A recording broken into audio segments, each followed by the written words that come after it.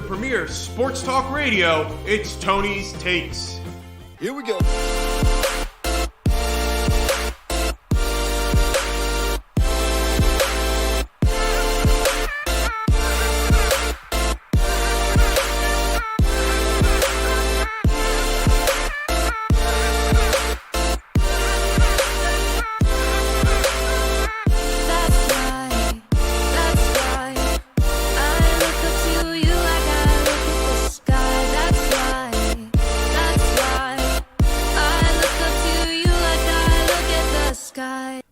Welcome back to another great episode of Tony's Takes, live right here on YouTube for the best show in sports talk radio. It is Tony's Takes, and of course, I am not alone in the studio today. Sitting next to me is my co-host, Jimmy D. Jim, hello. Tony, hello. We have a lot of energy today in the studio. Oh, yeah, we do. It has been a very long time, and by very long time, I mean we're on the bi-weekly schedule here on Tony's Takes. It's being so busy, and Jim, you're going to hate this. At one point, we're going to have to move the schedule of the show because I'm going down the shore every week, and we're going to have to maybe record on a Tuesday or something, but that's a bridge we're going to cross later. We're here back on Tony's Takes live right here on YouTube because it's NBA playoff time. We talking playoffs, Jim. I wish I had that drop at the ready. Playoffs? I would have had that queued up for today's show if I had realized that was applicable to the situation we find ourselves in here on Tony's Takes. And if you're joining us for the first time, make sure to subscribe here on YouTube. That's how you get notified every time we go live. Subscribe, double-click the notification bell. You'll get a notification when Tony and Jim are ready to hit the airwaves and talk about your favorite sports. And if you want us to talk about any certain topic, any certain sport, could be Formula One. They race at Monaco tomorrow, Jim. Very big race, the biggest race in all of motorsport. I think we need a live stream of that. We might have to meet on a Saturday morning at 9 a.m. to talk about Formula One. But if you want us to talk about any sport, badminton, ping pong, cornhole, pickleball, email the mailbag, tonystakes.1851@gmail.com. That's tonystakes.1851@gmail.com. That way, we know what your question is, and every time you email us at the mailbag with an opinion or a question, it is a Tony guarantee that it will be read on the show. In addition, if you leave a 5-star review on our Apple podcast, just search Tony's Takes on Apple Podcast, iTunes, Apple Podcasts, and you'll see the lovely logo that you know so well. If you do that, leave a 5-star review and a written review, guaranteed that it will be read on the show. And finally, if you want to be kept up to date on everything Tony's Takes, follow the Twitter account at Tonys_Takes. And if you're listening to us live on YouTube right now on this lovely May 20th at 7 o'clock on Thursday, you can leave a comment in the comment section of the show, and we will be interacting with the chat.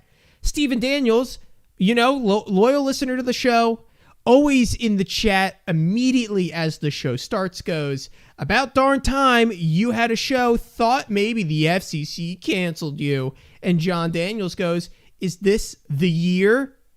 I'm assuming, Jim, that he's talking about the lovely Philadelphia 76ers. Oh, you know he is. He's not talking about the Phillies. No. Well, no, we don't know yet. Not yet. If it was October, we'd know that he was talking about the Philadelphia Phillies. The old hunt for Red October. Oh, yes. So, Jim, I'm going to play a certain clip. This is from last night's game against the Golden State Warriors and the Los Angeles Lakers. I know everyone wants to talk about the Philadelphia 76ers, but let's hear it. This is LeBron James hitting his game-winning shot. Now, I thought this shot happened, not going to lie, Jim, I had to go to bed. I don't know what, and maybe this is where we can start the little rant that I have. I don't know what ESPN or TNT or the league was thinking by putting the Lakers and the Warriors on at 10 o'clock at night. Look, I understand.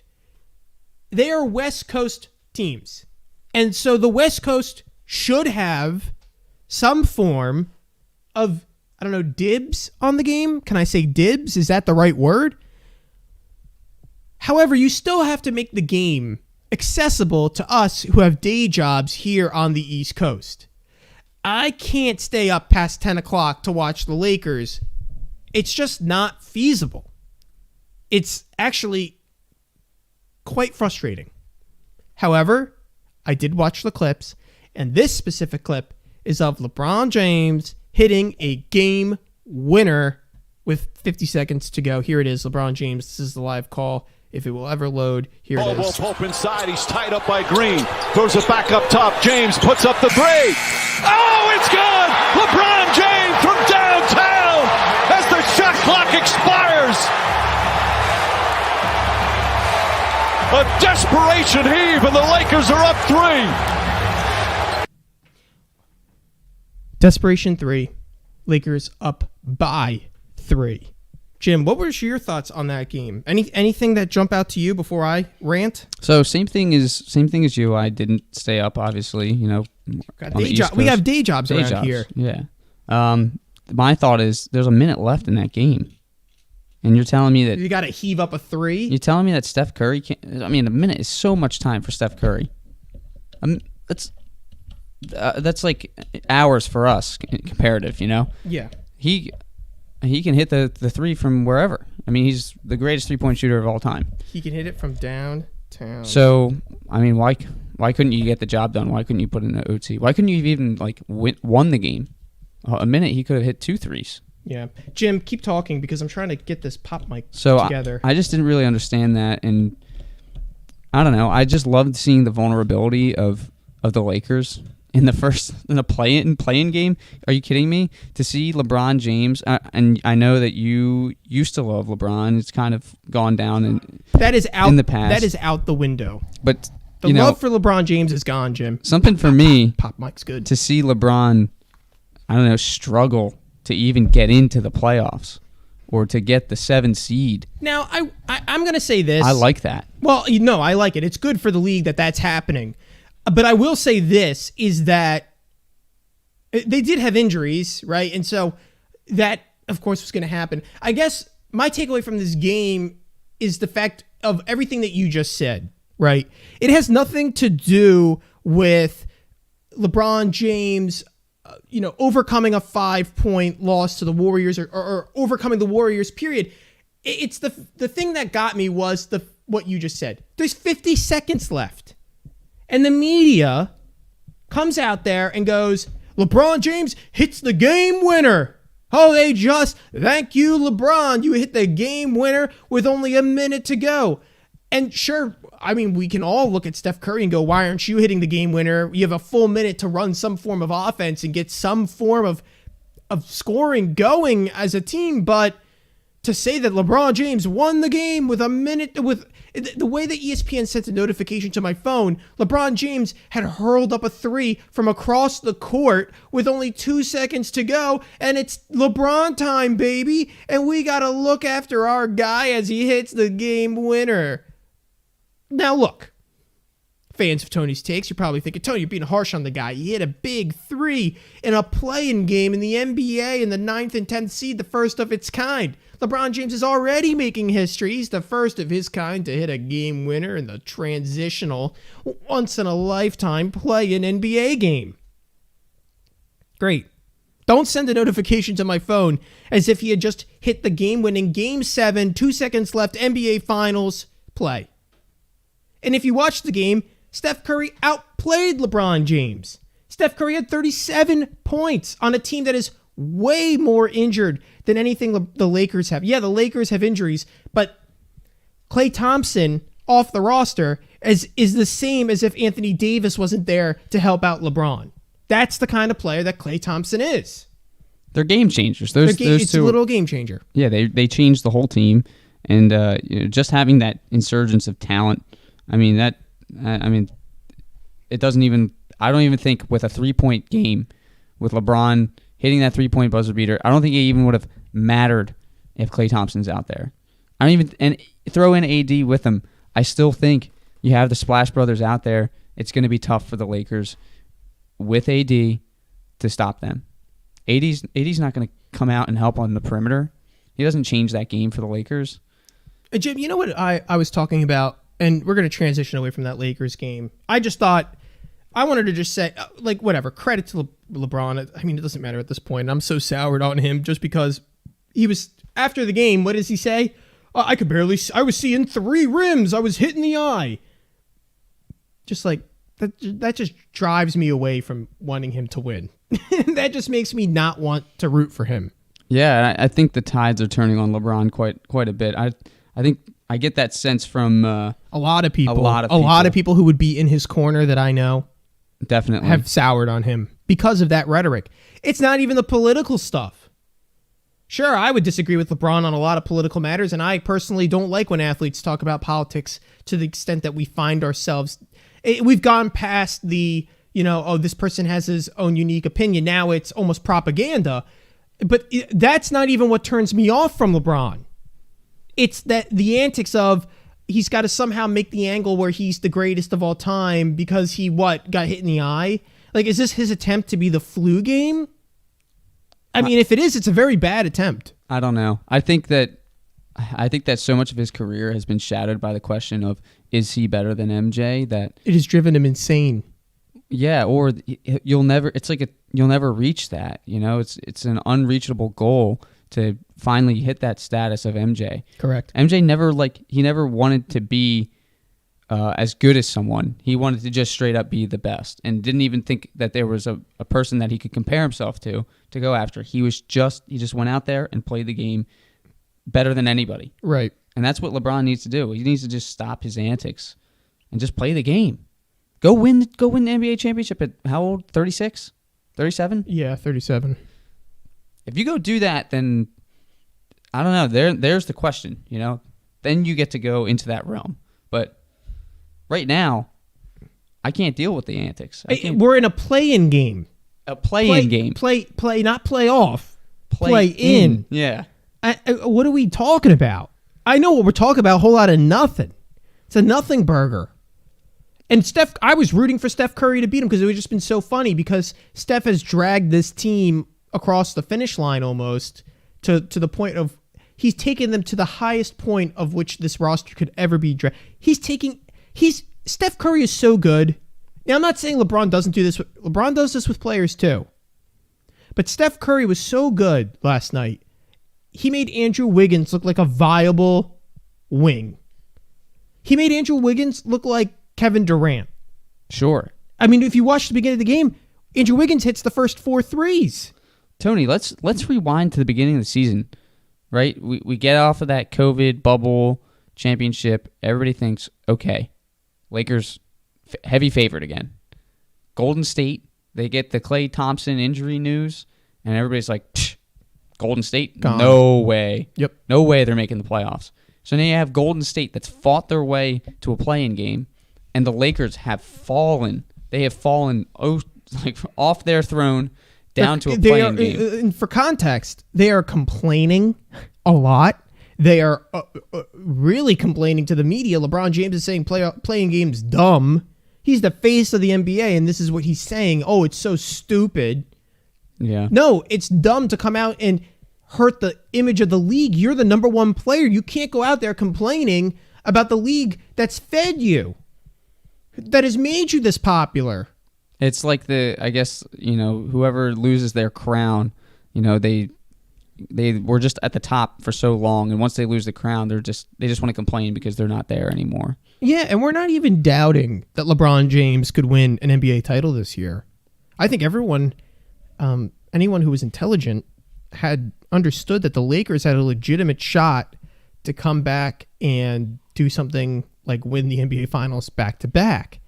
But once he rolled the ankle, and he's showing a little bit of vulnerability, you have to really question, would he be this pristine of an image if things had been harder throughout his career? LeBron James really didn't have any injury problems. Would he have, to a certain extent, and here, this is where I'm going with this, Jim, he had to let his play be the only talking because he never had injury problems. He's not Steph Curry, who has legitimate injury problems. LeBron James has zero excuses throughout his career for all the times he missed NBA Finals. He had other guys get injured, but rarely did he ever miss the opportunity. So I guess he's kind of cashing that in now. Now I'm finally injured. Now I'm going to start bringing up stuff. that he never did throughout his entire career. Maybe that's why it's befuddling to me, is the fact that he never brought up. He never made excuses until now for any of his faults or any of his mistakes other than I didn't play well enough. Throughout all of those Warriors beating him too. But now that he finally has injury problems, he's kind of falling back on it. And I think it's just a different image of LeBron than what we had grown accustomed to, especially during those Miami and early Cleveland years. He was just a man that was way more humble, and now he's won a couple times. Now he has some injuries to fall back on, and I feel like I have the LeBron of excuses, not the LeBron who was chasing MJ and had nothing but his play to back up what he was doing. I think what you're seeing is dissonance between his mind and his body, right? His mind, he still thinks he's playing in a 28-year-old body, but really what's going out there on the court is his 37-year-old body. And it's, that's part of the thing. He's probably struggling with that dissonance. And then, there come the excuses because he thinks that he can still play as a 28-year-old. But he's not. He has to start coming to that realization. And I know, the big thing between the MJ and LeBron, what I like to look at is, okay, LeBron has made much more money than Michael Jordan playing basketball. Mm-hmm. LeBron has had more services to him, more updated research, more technology at his behest to recover from games, to get stronger, to prevent that injury. We always talk about injury prevention in kinesiology field. So, I think LeBron has had more of an advantage to be able to play as much as he has. Mm-hmm. Whereas, players in the past, maybe they were playing to the same level as LeBron James, but they couldn't do it for as long because they didn't have access to that type of, physical therapy or, whatever. Yeah. I'm going to read some stats off to you, Jim. Lakers 3-point percentage, 32%. The Warriors, 44%. Free throw shooting, 73% for the Warriors, 76% for the Lakers, and it's a 15 to 25 discrepancy between the Warriors and the Lakers. The Lakers have 10 more free throw attempts than the Warriors. That makes up for all those missed threes. And on top of that, rebounding is just going to be better for the Lakers because the Warriors are a smaller team. An assist to the Lakers. I mean, Lakers had 27 assists and the Warriors only had 19. So, and turnovers. Look at those 20 turnovers for the Warriors and only 11 for the Lakers. Turnovers probably the biggest part of all of that. Yeah, wow. That's pretty substantial. Yeah, definitely. What's that, 9? Yeah. Plus 9? And think of how many free points come off of a quick steal and a run to the basket. As Sixers fans, we know. I know. We know just how bad turnovers can be. Oh, yeah.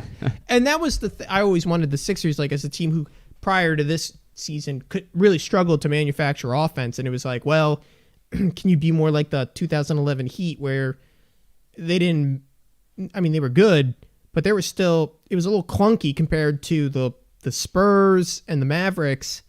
And could you manufacture enough offense off of steals in the lane, grabbing blocking shots or grabbing rebounds, really important to generate offense off of missed opportunities by your opponent.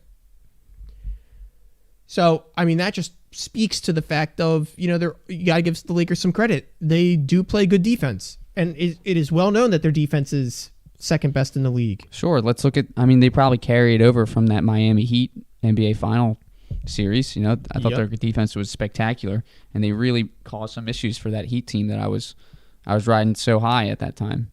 So I don't think anybody doubts that at all. Speaking of riding high on the Miami Heat, Jim, I think it's time, before we talk about the 76ers, to talk about the NBA playoffs in total. And we're going to make our predictions. And me and Jim are going to, similar to college basketball, except I don't have the imagery to put up on YouTube if you're watching us live on YouTube. And if you are, make sure to subscribe and leave comments in the chat. I'm reading the chat in a second, and we'll be reading it throughout the show. But me and Jim wanted to get together and put our predictions for the NBA playoffs on paper as a bracket and talk about it here on the show before we get into the 76ers. And I think it's better, Jim, to talk about the entire playoffs because I will get a better picture of where you see the 76ers in the ultimate grand scheme of NBA basketball before we actually talk about why, and where the Sixers will probably end up. So with that said, and let me read the chat real quick, because I think I got to get to the people. Steven Daniels goes, MJ made everyone around him great. Kind of like how I make everyone around me great. And I'm about to make Jimmy's predictions that much greater. So Jim, without further to do, let me get the drum roll. Let's go with your Western Conference picks. Coming up, we have the Utah Jazz versus Golden State. I'm making that assumption. Going with Utah. Nice. Of course.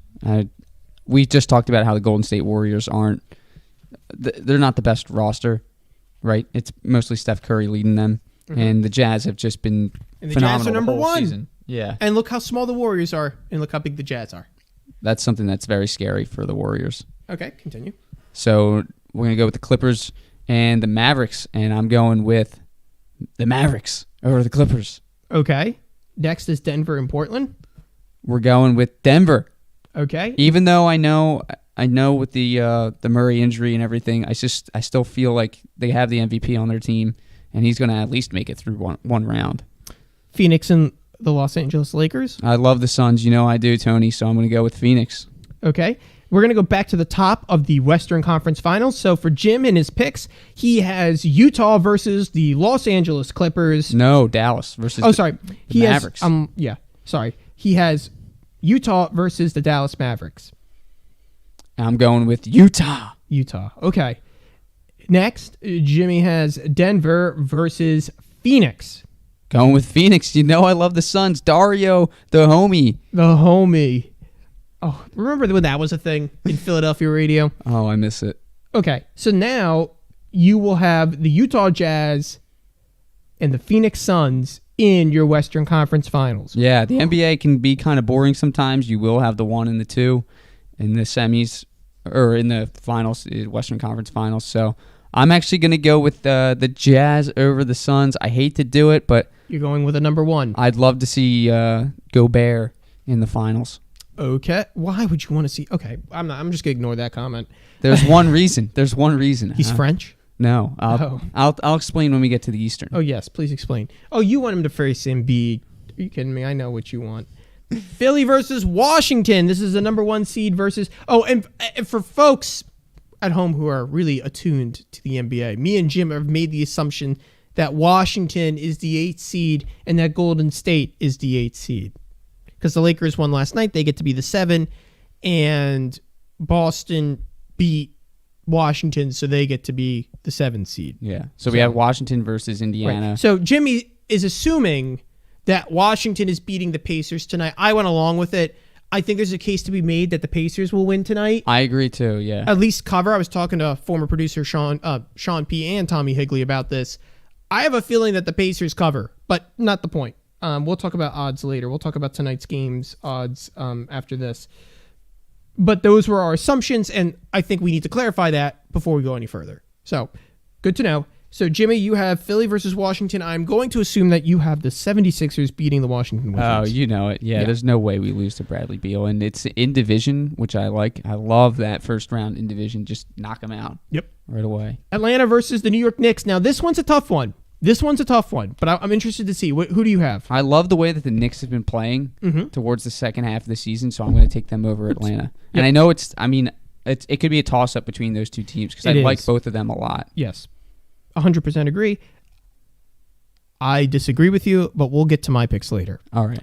Milwaukee versus Miami. Now, I think I know Jim is going to pick Miami, but Jim, you tell me. Who did you You know pick? me too well, Tony. Miami over Milwaukee. Milwaukee, they are just...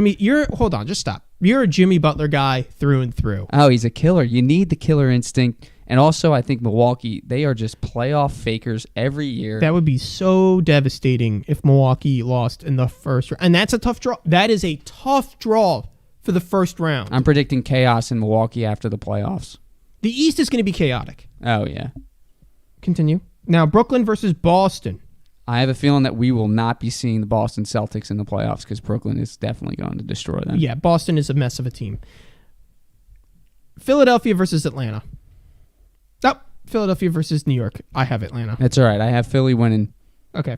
It doesn't even matter. It doesn't we know matter. where the Sixers are going. R.J. Barrett. Okay, now you have Miami versus Brooklyn. Tony. No. I'm taking the Heat. Okay, this is where we really diverge. This is where the story needs to happen. The Heat has to beat not going to Brooklyn. happen again. They had the benefit of being in the bubble with a man who's borderline insane. But this is a road. These are traditional road games. Remember that. I know. But you need a little insanity, And- no matter what. Okay. It's your bracket, not mine. It doesn't matter who wins here. in my Oh, head. that's the route we're taking. It doesn't matter. Philadelphia versus the Miami Heat. Bienvenido a Miami. So the reason we need that story is we had Jimmy Butler. Oh, okay. Back against the you Sixers. When did I let the mainstream fake news media walk into my studio, Jim? We're supposed to be a part of Sports Rebel Media, and you came into my office, this is my office, and you literally go, I need a good narrative. And so I'm going to put the Utah Jazz, because Rudy Gobert stole all those Defensive Player of the Year awards, and I'm going to put the Utah Jazz in the NBA Finals, and then I'm going to take the Philadelphia 76ers, and they're going to verse the Miami Heat because Jimmy Butler, a guy we don't really even care about, well, we got to get vengeance against him. And then Philly will make the narrative jump to beat a really bad Utah team. Will be underwhelming. They'll win in 4. They'll sweep. Faux. Jim's going to, throw that narrative on top of it, right, folks? Oh, Jimmy wants a faux to beat Jimmy Butler, to then beat and embarrass the Utah Jazz. It will be the easiest playoff run ever. It will be a faux moment, and I for sure don't think that's going to happen. Little over the top there, Tony. I got It's Philly. a little true, though. I got Philly. I want Philly, Miami, just because I do love the whole Jimmy Butler tension that everybody's going to put around it. I think the NBA loves stories like that, and I will say I do think that sometimes sports is a little bit rigged because they love the narrative, and the narrative happens. We move on because Philly takes down Miami. Okay. Philly goes against the Jazz. It's going to be Joel Embiid versus Rudy Gobert, and you got Ben Simmons and Joel just locking everything down with their awesome defensive play. And Matisse. And you're going to see Tyrese Maxey come into his own, playing the playoffs for the first time. Perfect, right? The rookie's going to score 40. No, he's not scoring 40. He's going to score 14, 15. But series tie, by the way. And Danny Green gets a third ring in a row. Yeah. That's his third ring in a row. He's got a horseshoe stuck somewhere. I don't know where, but he's just lucky as heck. But I have the Sixers winning 4-2 over the Jazz. All right, they're not going to go win 4 games against every team in a row. It's not happening. If that scenario does happen, I think they do win 4 games in a row.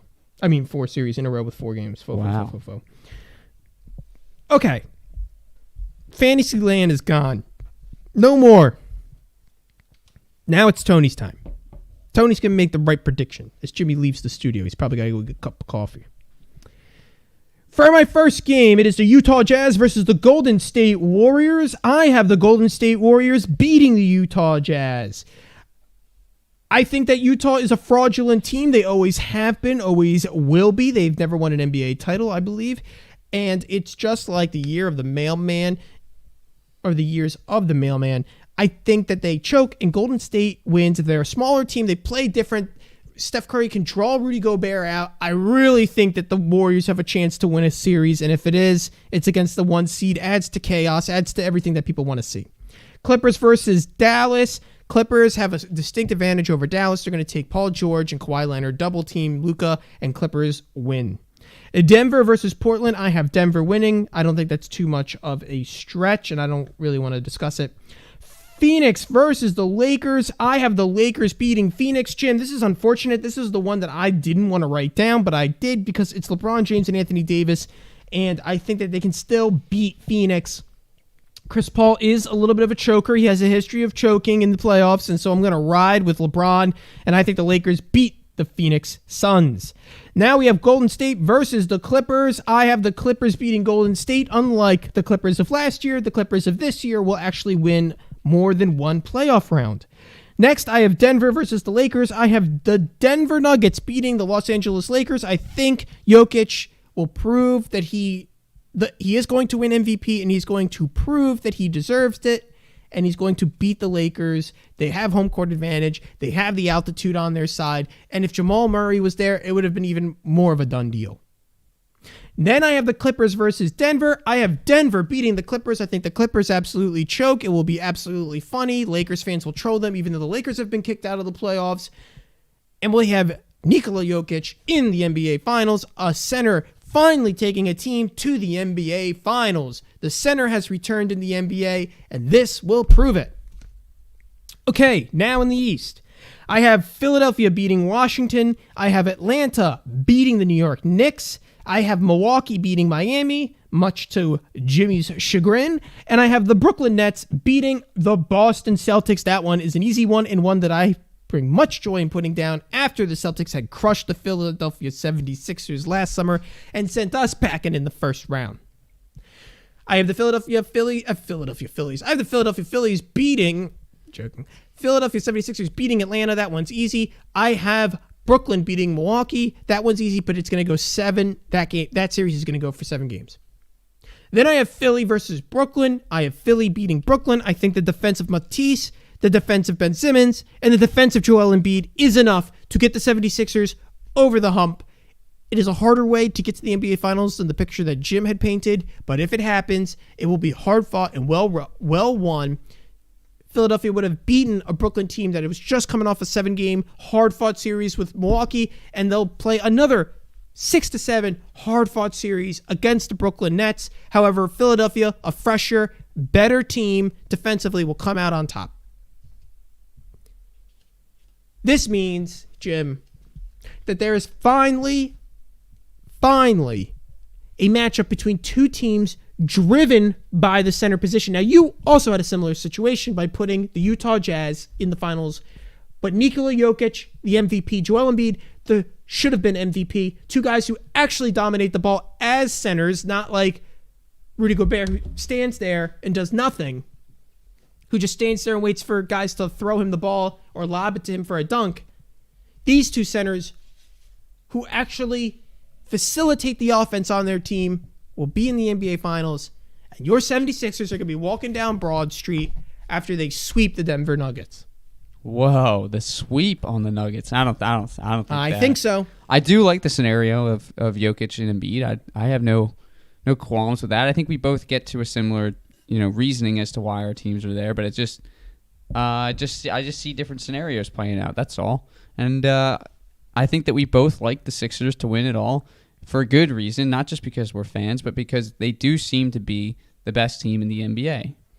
They're well-rounded, and their defense always wins championships. It happens in every sport, every single sport. That's what happened with Miami last year. Exactly.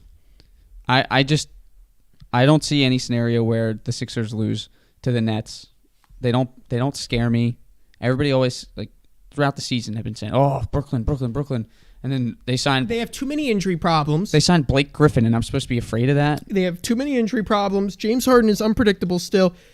Kevin Durant is still unpredictable. And Kyrie Irving is unpredictable. Yes, all three of these guys are great basketball players. You put the ball in their hand, they're going to score the ball.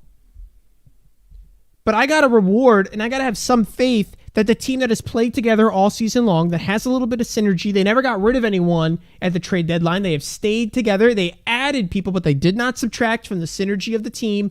I like to think that they will be more prepared, better equipped, and ready to beat the Brooklyn Nets, and that they will get a benefit from keeping the squad together and not trading anyone mid-season.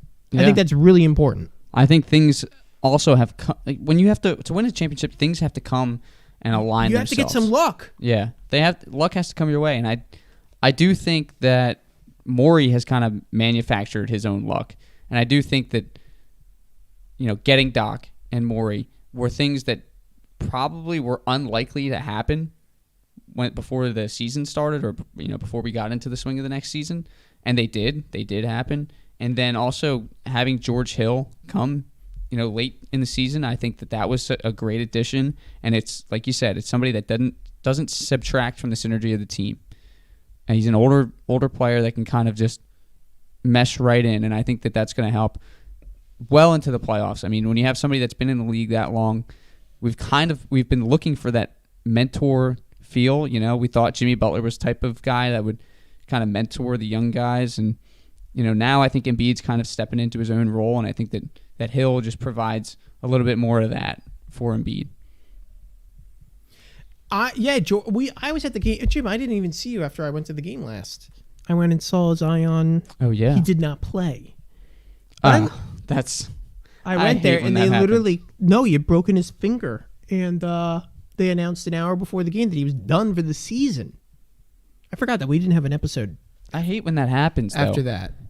As fans, we pay a big fat price to see the corporate fat cats play basketball. Or when Embiid doesn't play back-to-backs and you got the second game. You got the second game. You didn't realize that he was scheduled for a back-to-back that week. Yeah. The corporate fat cats. They always get your money, man. They always get your money, Jim. Show me the money. I'm always willing to give it to him, though. That's part of the problem. See, you're a sucker. I am a sucker. But I won a championship in Philadelphia. I know. I was seeing a friend the other day, and he stepped out of the car, and he is literally wearing that terrible, and I told him I did not like it, by the way, but he was wearing that terrible Boathouse Row shirt. The one, it was the same design as the one that they wear, the black uniforms The with City Boathouse. Edition. How could you? They cannot wear that for the NBA Finals. I can't. 40 years waiting for an NBA title. We're coming up on the 40th year without an NBA title. I know a lot of people that love it. I can't stand I don't like it either. The colors of the team are red, white, and blue. Yeah. Nowhere in the logo, in the history of the team, was it ever black. And the one time it was black, they still didn't have a basis for creating a black uniform. They also went to the finals and lost. And right. Yeah. And the last time they won a finals, they were wearing red, white, and blue. Yeah. Not that the color scheme. The color scheme really is matters, everything. But yeah. No, it is everything. I would love that jersey if they just did the skyline. Like, I don't like the Boathouse Row look on that jersey. They should just put the skyline on the court. Yeah. Which team does that? I Cleveland did it. I feel like a whole bunch of teams have their skyline. Yeah, Cleveland did it. Yeah. It looked good. Yeah. It looked fine. But Boathouse Row, I mean, it's not even, it is iconic to Philly, and then it isn't. A lot of teams do this non-traditional color scheme. I'd rather have the jerseys. Liberty Bell on the uniform. Like the Cream City jersey. I don't understand why. Just stick to your colors. Why are we going into Cause Nike, man. Why does Miami rock? I know the Miami Vice pink and blue, but it's another cultural thing where it's Miami Vice. Let's do Miami Vice colors. It's that has nothing to do with the actual team. Yeah. That has nothing it just I'd rather them rock Syracuse Nationals jerseys because at least it's that used to be the team thing. They used to be the Syracuse Nationals. Okay, yeah. If you throw the throwback, the throwback, I'm okay with a throwback. I'm okay with a nod to tradition and history. But a Boathouse Row, I think they put Ben Simmons in a rowboat for that promo. They also put the TTP in there too. Did you see that? No, I didn't. There's a hidden trust the process, TTP. Where'd they hide that at? It's within the Boathouse Row. I think that was part of Ben Simmons. He helped design it. I would just put trust the process on the jersey and call it a day. Yeah, I'd like that better than the Boathouse Row. Yeah, just be out about it. Yeah, just tell me how you really feel.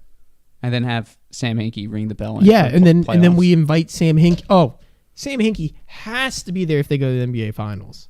Oh, yeah. Oh, he has to be there. It would be, and Morey and Hinkie are pals. They're friends. They used to work together.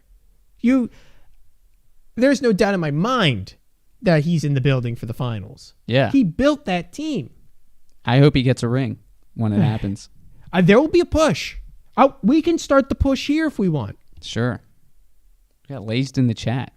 Lazed goes. But do jerseys matter? Laze, come on. You watch enough cycling. You know the jerseys matter. They give you aerodynamic speed down the court. Laze then goes, never mind. These jerseys stink. So I was right. They do stink. Thank you, Lazed. Thank you for checking in on us. Yeah, of course. And keep laying it down. I wasn't thinking you. Oh. No, I'm saying, yeah, of course. No, I'm saying, like, yeah, of course, to Lays. And you go, yeah, of course. Yeah, you're welcome. No, I meant, like, yeah, of course. Like, yeah, thank you, Lays. Like, Thank you, Laced, for all you have done. Keep laying down those fat beats. I've heard Laced was in a little bit of a slump. A little bit of a slump. A little bit of a slump? What are we talking about here? I thought... So for those who don't know, Jimmy plays the bass. Jimmy, I think you need to put a couple bass lines down for Laced to focus his mind. Oh, all right.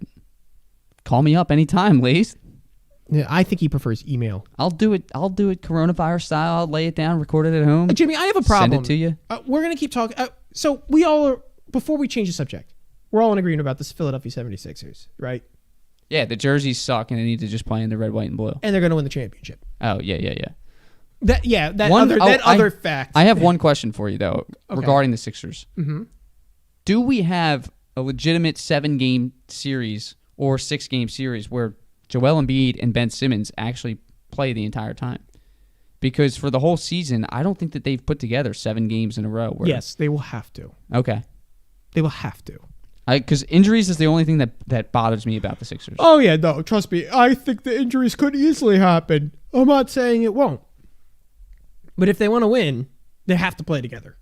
There is no excuses for anything other than that. We were just talking about music, though, because Laced was in a little bit of a slump. And this is a little bit of a change of topic, Jim. This is where I lighten the show up before we go back into sports to yell about the Phillies. I thought, and call me crazy, I thought that with the lockdowns, which have luckily ended, with the lockdowns, though, we would have great music. That people would finally... Because if you look up the modern songs, the modern day music, majority of the songs are written by the same 10 people. They're produced by the same 10 people. The session drummer is the same person. The bass player is the same person. It's the same 10 people writing the lyrics, writing the melody, writing the rhythm. Same 10 people playing the melody, playing the rhythm, playing the melody, playing the rhythm. I thought we were going to return to Renaissance music. Not as in like actual Renaissance music, but like a renaissance of music, that people would be locked away in their houses. They wouldn't be allowed to collaborate with a producer or a studio, and in fact would have to write. Actually, I know this sounds so crazy for some people, but learn how to play an instrument, sit down, and actually write it out. And Jim, I am sorry to report that the only album that came out this year that I liked was Weezer's, and it was still okay. Yeah, Weezer doesn't really hit the same way that they used to for me. I used to love Weezer, but it seems like as bands get older, sometimes they lose the magic. Their tone or like their sound just changes, and it's just the magic is lost a little bit. But do you understand what I'm saying as I hit my microphone?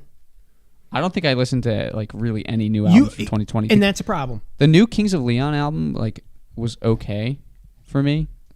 But it wasn't like revolutionary. But that music's not even elevated to the cultural status it should be.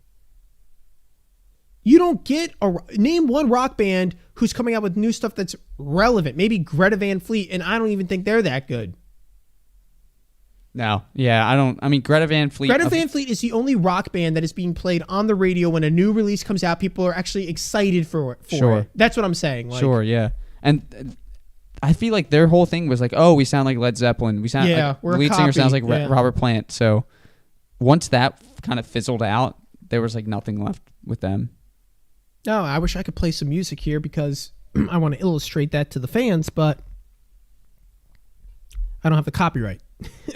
That's gonna play a Led Zeppelin song once. Tell me how much that costs. On top of that, we also lost Daft Punk. Like they just hung it up. They hadn't come out with music in a while. No, they were always a favorite of mine. Ladies goes, thing is, if you wipe the dust off the surface of the super popular stuff, you'll find so much nice stuff. But ladies, here's my problem. Why aren't they elevating the nice stuff? Why aren't the radio stations playing the nice stuff? Why isn't Spotify playing the nice stuff? And here's, I guess, Jim, this is what it comes down to. We are no longer beholden to a DJ playing the music for us on the radio. Think, back in the day, you didn't pick the song that was going to be played.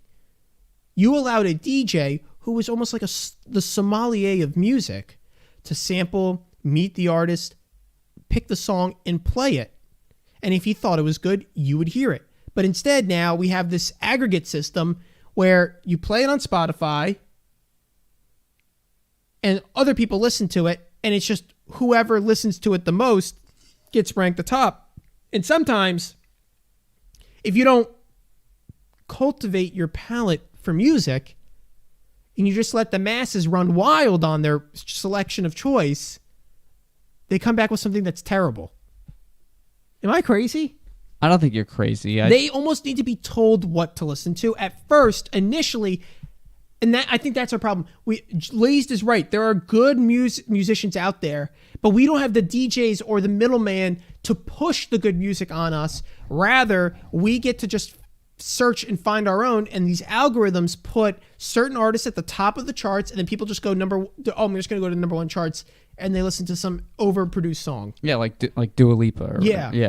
Yeah, they'll just like throw that bubblegum pop all the way up the top. All And there's day. always going to be pop at the top of the charts, but the fact that it's like the first 20 artists and then it's off the cliff afterwards, like there's no robust scene. It's like the same 10 people over and over again. Even the rap that people used to like, it's even worse. It's become worse. It's not even I didn't even think it was possible. like legitimate rappers from probably 10 years ago are talking about how this it's not really music anymore. It's kind of just like overproduced and a collaboration of all sorts of like weird effects and it's just not. It's Lace not goes, right. it's oversaturated. That's the problem. Exactly. The human qualities of the discovery process are gone.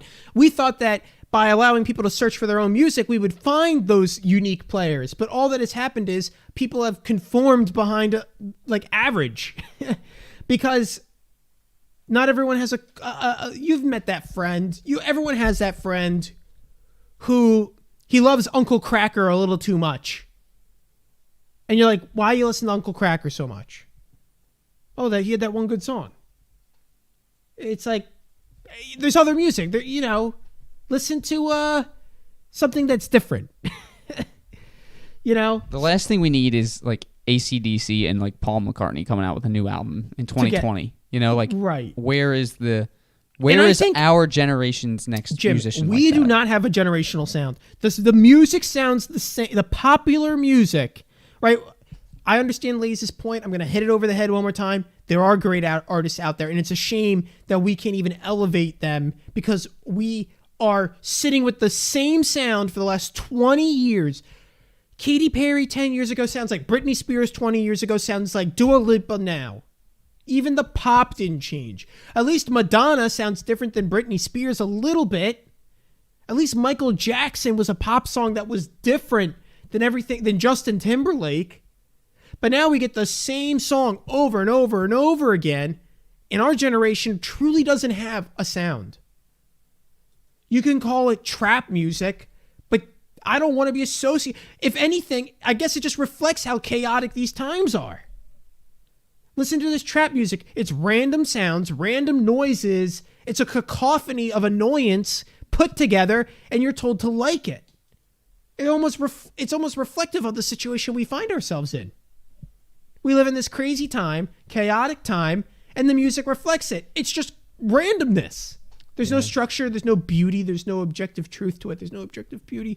There's no thought. There's no deep intellectual questioning of anything. There's no different sounds.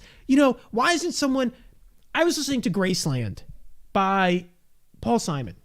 Great album. Good album. Yeah. One of the greatest albums of all time. What did he do? Flew to South Africa, learned a totally different form of music, and it was inspired by South African style music. And you hear it. It sounds so cool. So where is the American artist making the trip to South America to bring Colombian flair to United States music? Because that's what it's going to take. There is nothing in current culture which you could build on that would be unique, cool, intricate, and beautiful. You have to go somewhere else. America has lost its touch on music. The blues is gone. Jazz culture, gone. I actually I feel like things are going to be very cyclical, and I think that we're going to get into this period of like nothingness where everybody's like, I don't even know what to listen to anymore. and then all of a sudden you're going to get back into the classical music like area. Bach. Yeah. I really do feel that way. I listen to a lot of classic. We read my Spotify live. we Oh, read yeah. each other's Oh, Spotify. yeah. Oh, yeah. But I think, and this is interesting because we've never really talked about this, Jim, but I almost equate music to the television scene. There's no good television on. There's no creative television on. There's no creative music to listen to. Sitcoms have fallen off. I am out of, there's nothing new. Yeah. Am I crazy? Laced goes, people also don't want to look for new music anymore. They just want to be spoon-fed new stuff. We're just old, bro, and out of touch. Back in the day, everyone flipped out about auto-tune. Now the cycle is repeating. People don't want to look for new music anymore. Yeah, they don't want to look for new music. They want to be spoon-fed. They want to be curated music, but the curators aren't the same as they used to be. And I don't think there's anything new that has me worth listening or being encouraged to listen to. I feel like there's nothing new that's being creative. And Jimmy, maybe that's a sign that we need to be the ones who are creative and think of new things. So with that said, me and Jimmy have prepared a song for you today. No, Yes, I'm did. joking. But maybe me and Jimmy will write a song together. I have Porti Volare queued up. According to Stephen Daniels, Jimmy plays guitar and the keyboard. Well, you're in luck, Jim. I play the saxophone and the harmonica and the clarinet. We're talking second seat over here, right? Second seat. Weren't you second seat saxophone? I was trying out for some regional bands back in Yeah, the day. that's Maybe what I I should thought. become a mummer. Oh, well. I could. That's the thing. You mean- could too if you want to pick up the banjo. Or if you want to play the stand-up bass. I don't know. Come on, we could do it My together. brother was a mummer. I'll let him stick to Would it. he strut? I'd love to see He was Eviction Night He was a strut around. He was a fancy brigader. Was he? Yeah. I'd be string band. I wouldn't be in the fancy brigades. I don't know. I thought he was in the comedy division. No. I gotta look up that word. What word does Stephen Daniels need to look up? Cyclical? Repeating? Flipped out? I don't know. Stephen, what are you talking about? That's a mystery. Yeah. But I think this has been a constructive discussion. It's taken up 20 minutes of our time. And the reason why I thought it was worth bringing is because I feel like we're running out of new things. I feel like people are losing their creative juices, but they can come here to Tony's Takes to get a little bit more. Yeah. Yeah, I definitely feel that sort of strain as well in the popular culture. You know, we're talking about TV, even movies. Movies are just Name one movie that's worth seeing. every movie is just it's a reboot of a movie that has been made 40 years ago or 30 years ago. You're going to see, I guarantee you're going to see Ferris Bueller's Day Off 4. 4 or whatever. Yeah, the new one. It's going to have like any 80s movie. They're just going to keep repeating them. Great Outdoors, you know, Uncle Buck. They're all just going to, and you're just going to see that. Uncle Buck. It's like, why can't we think of any new Oh, movies? hey, do Why you want to go see Joe Dirt 5? Have we made all of the stories? Have we created all of the stories that could possibly happen? With all this alien talk, maybe we were at the end. Uh, Maybe with all the aliens, who knows? Maybe our brains have been zapped by them. John Daniels goes, I played the alto, tenor, and soprano sax. Yeah, John, that doesn't impress me. They all have the same fingering in notes. They are literally all the same instrument. It does not take any difference in knowledge to play all three. brutal, Tony. That's like saying I know the harpsichord and the piano and the electric keyboard. Great, they're the same thing. Brutal, Tony. Brutal. We love our fans at Tony's Takes. We just went from 4 viewers to 3 because of those comments. Vection won't take that. Don't take that too personally. Okay, Jim, you want to talk Phillies? Have I scrambled your brain with this pop culture? Do you want to play the Pilar clip? Oh, yeah. So what's his first name? Kevin.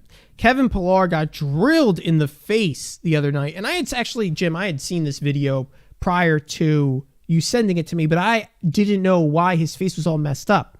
I had no idea it was from the ball that hit him in the face. This guy got hit in the face with a 95-mile-an-hour fastball against the Atlanta Braves. And I wish we could play the video where you would see his face because a picture tells 1,000 words. But here's him speaking about him getting hit and how he recovered from the pretty much drilled to the face shot. So good. I feel as, close to normal as possible. The only tough thing is my right eye a little bit right now is suffering from a little bit of swelling and I can't really breathe out of my nose. But besides that, I feel good. I feel lucky, and just kind of excited to start this recovery, get back doing what I like doing. I pride myself on, being available. So I think my immediate reaction was sadness that I don't know what the extent of what just happened was, and I know that I'm leaving a game, and I know we've already been shorthanded with injuries. It was frustrating. My initial reaction was to get up and go to first base, and as I was on the ground, I was bleeding a lot. I'm going to turn it off right there because if you listen to it here, listen to this again. Get up and go to first base, and as I was on the ground, my initial reaction was to. You hear that? It sounds like the bat is hitting it. Oh, that's yeah. his face. Yeah, that's his face. It's really faint. I got a few things on this. You hear him talk, and he says, like, you can hear his nose is all it's nasally the way he's speaking. Yep. And for those that don't know, his whole face is puffed up. I think he's got stitches down his nose. He definitely broke his nose. He has stuff stuffed up his nose. He can't breathe, and he says, other than that, I feel great. And I was ready to head up to first base. It's like, I can't breathe and I can't see. Well, other than that, I feel great. What is this guy? What is he on? Because there's no way he's feeling good right now. No. There's no way. And he's obviously trying to put on a show or like, be the tough guy. But that's just lying to everybody. It's lying straight to everyone's face. I love the attitude. I hope that the Phillies have players with that type of attitude. But also, the Phillies have a guy that got hit by a 95-mile-an-hour fastball to the face. And guess what? He didn't bleed that much. Don't give me these whataboutisms. We got tough skin on this team. That's all I'm saying. Like leather. Eviction night goes, but they have different embouchures. Different keys, too. He's talking about the saxophones, folks. And, yeah, they're in different keys. You could still play them. Yeah, they're in different keys. Okay, get different sheet music then. Yeah, they're in different keys. Okay, well, I can play in the key of C, and then I can play in the key of B flat, and I can play, I don't know what the soprano's in D, something like that. Don't give me they're in different keys, Eviction night. I played the tenor and the alto. I know exactly what you're talking about. Kevin Pillar, Blue Jays legend. Well, now he's a Met, so you can't like him. That's a fact. Jim, thanks for being on the show. We're running out of time. I know the show went by quick. And we didn't even talk about JT. Maybe we'll have to talk. We didn't even talk about Segura fighting with Girardi. Oh, yeah. Which is even worse. Got to cue it up for the Saturday show. Oh, well, we'll be back tomorrow for the drive time hour between 2 and 6 o'clock. Me and Jimmy do so much talking. We actually prepare enough material that if we had commercials, we probably could go for 2 hours. But me and Jimmy go live for a good hour and 10 minutes without stopping. Well, if you had 5, 7-minute commercial breaks in there, that's 35 extra minutes. We're at an hour 35. Me and Jim could easily go for a 2-hour radio show. We do prepare enough material for it. Yeah, we do. You don't get they got to read traffic, then they got to read the cut. It's really, you don't talk, you do talk, but you don't talk that much. It's much shorter than the podcast right, format. And people don't understand. It's like if me and Jim spoke for 10 minutes and then had to go to commercial break and then we had a caller and then we talked again and then we had another call. The amount of written material me and Jim prepare would actually pull us easily through a 2 to 3 hour show. Oh, easy. Now, if me and Jim were by ourselves, that's way more difficult. But together, we talked about music for 45 minutes. Yeah. Or made fun of Eviction night. Tony, I got to say something before the show ends. Bryce, no more 0 for 4. Tonight, you better get a couple hits, all right? I don't want to see him. Jimmy's wearing his Phillies jersey tonight. My Bryce Harper pinstripe, we can't go under 300. I want Bryce hitting plus 300 the whole season. I know. I wanted a plus 300 season for Bryce. It would have made me happy. Lays goes, I'm sorry you ranted about music. Lays, I'm glad that you brought it up because it's an important topic. I think it's something that we should be thinking about. And Tony's Takes is about sports, but not all of Tony's Takes are regulated to the sports world. And if it means I got to make a comment about music, I make the comment about music because I want music to be better. And I know that it can be better. It's just there's something holding us back, but I don't think it will hold us back forever. That's for sure. Well, Jim, thanks for being on today's show. Your big prediction for the week is the 76ers, correct? Correct. Do they sweep the first round? Yes. I say yes as well. For all of you listening to us on YouTube, thank you for tuning in to the live show of Tony's Takes. We really do appreciate it. And if you're here for the first time, make sure to subscribe and double-click the notification bell. That way you get notified every time we go live right here on Tony's Takes. If you're listening to us on Apple Podcasts, that means you missed the live show, but you're listening to the recorded version, and we really do appreciate that you're taking the time out of your busy day to listen to Tony's Takes on demand, on the go, on the best time, on the best show in sports talk radio. With that said, if you're listening to us on Apple Podcasts, leave a 5-star review. Every written 5-star review on Apple Podcasts will be read live right here on the show every Thursday. So please get those in. They are greatly appreciated. Of course, if you have a question, a take, a comment, a complaint, email it to the mailbag, tonystakes.1851@gmail.com. That's tonystakes.1851@gmail.com. Send them in there, and they are guaranteed to be read or answered on the show. And finally, follow us on Twitter at Tonys_takes. That way you get all the updates when it comes to Tony's Takes. Jim, once again, thanks for coming in the studio. Really do appreciate it. Thanks for having me, Tony. And for all of those listening to Tony's Takes, we really do appreciate it. We look forward to seeing everyone next week right here on Tony's Takes. The premier sports talk radio, it's Tony's Takes. Here we go.